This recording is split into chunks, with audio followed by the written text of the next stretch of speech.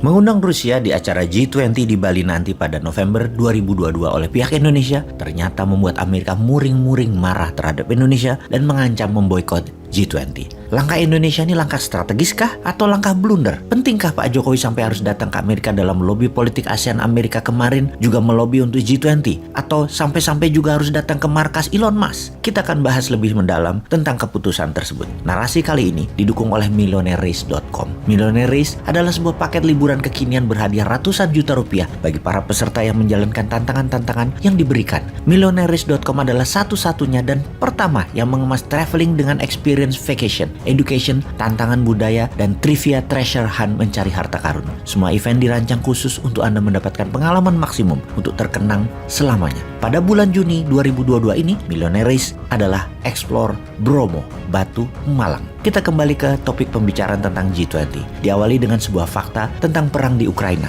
di mana Eropa dan Amerika ternyata yang membiayai perang Rusia tersebut. Sungguh, Amerika, NATO, dan sekutu adalah negara yang membiayai perang di Ukraina. Pengusaha raksasa penghasil mesin perang Amerika dan Eropa mendapatkan untung besar karena perang ini. Walaupun 40 juta penduduk Ukraina menderita dan negara sekitaran Ukraina Barat menderita karena menerima pengungsi dan wilayahnya dipakai untuk jalur senjata masuk ke Ukraina. Apa mereka para pengusaha mesin perang itu tidak peduli dengan korban perang di Ukraina? Jawabannya tidak. Di sisi pengusaha alat perang dapat dipastikan mereka tidak ingin perang berhenti. Kalau secara negara Eropa dan NATO lain lagi sikap negaranya. Secara kampanye pejabat dan sebuah negara harus terlihat mulia dengan seakan minta perang dihentikan dan mengancam memiskinkan Rusia. Di mana Eropa dan Amerika menyatakan memberikan sanksi ekonomi kepada Rusia. Mereka memerintahkan pihak swasta keluar dari Rusia, tidak berdagang dengan Rusia dan memerintahkan negara-negara sekutu menjalankan sanksi ekonomi juga kepada Rusia. Namun pemerintah Amerika, negara-negara Eropa tetap membeli minyak bumi dan gas dari Rusia.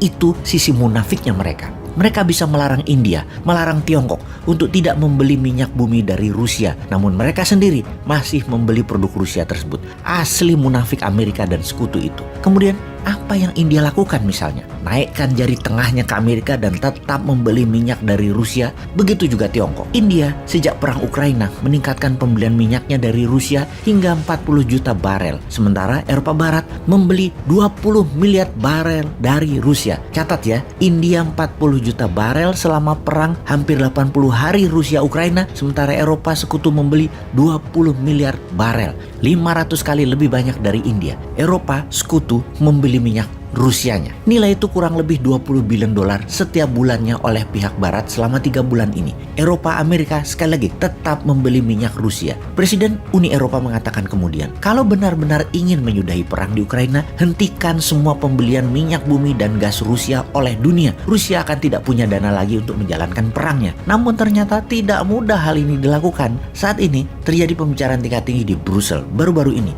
bahwa dalam 6 bulan ke depan Uni Eropa berencana menghentikan pembelian minyak Rusia 100%.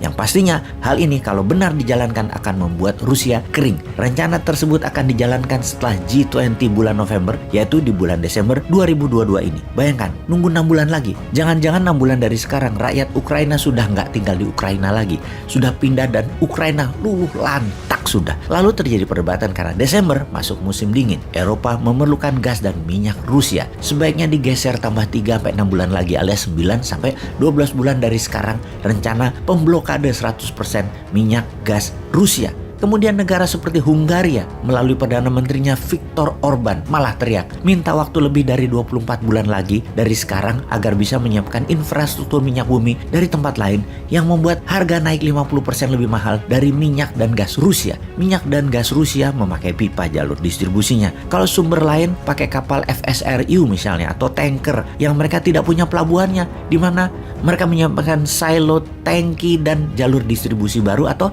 menggunakan batu bara. Pembangkit listrik tenaga batubara coal power plant tidak mudah dan tidak cepat penyediaannya. Menjalankan perintah Uni Eropa untuk akhir tahun ini menyetop minyak dan gas dari Rusia ke Hungaria. Bagi Hungaria sama saja menjatuhkan bom nuklir di Hungaria. Hungaria tidak bersedia. Slovakia ternyata sejalan dengan Hungaria, tidak mengikuti saran Uni Eropa untuk akhir tahun 2022 ini menstop minyak dan gas Rusia. Kenapa Hungaria dan Slovakia tidak setuju dan tetap akan membeli minyak dan gas Rusia? Karena masalah geografi. Hungaria dan Slovakia adalah landlocked country. Landlocked country adalah negara yang tidak punya laut, tidak punya seaport, tidak punya pelabuhan laut. Jadi Uni Eropa kalau mau menjalankan larangan membeli minyak Rusia, anggotanya akan mengalami painful decoupling. Satu lagi masalahnya, ada dua negara yang main mata dengan NATO untuk mereka diterima menjadi anggota NATO, yaitu Swedia dan Finlandia, di mana Amerika sangat mendukung keduanya untuk segera bergabung agar memberi tekanan politik ke Rusia. Di sisi Swedia dan Finlandia, ada rasa takut diserang Rusia sebelum aplikasi lamaran mereka dikirim ke NATO.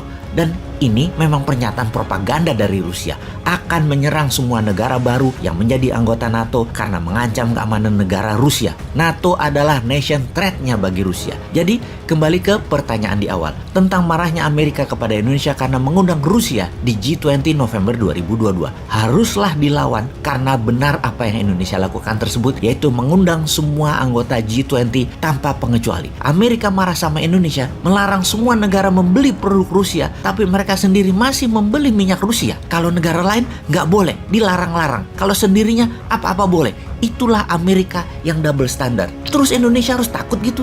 Jangan. Lawan. Tunjukkan kepemimpinan dunia Indonesia itu cinta damai. Tunjukkan Indonesia punya sikap. Hurra!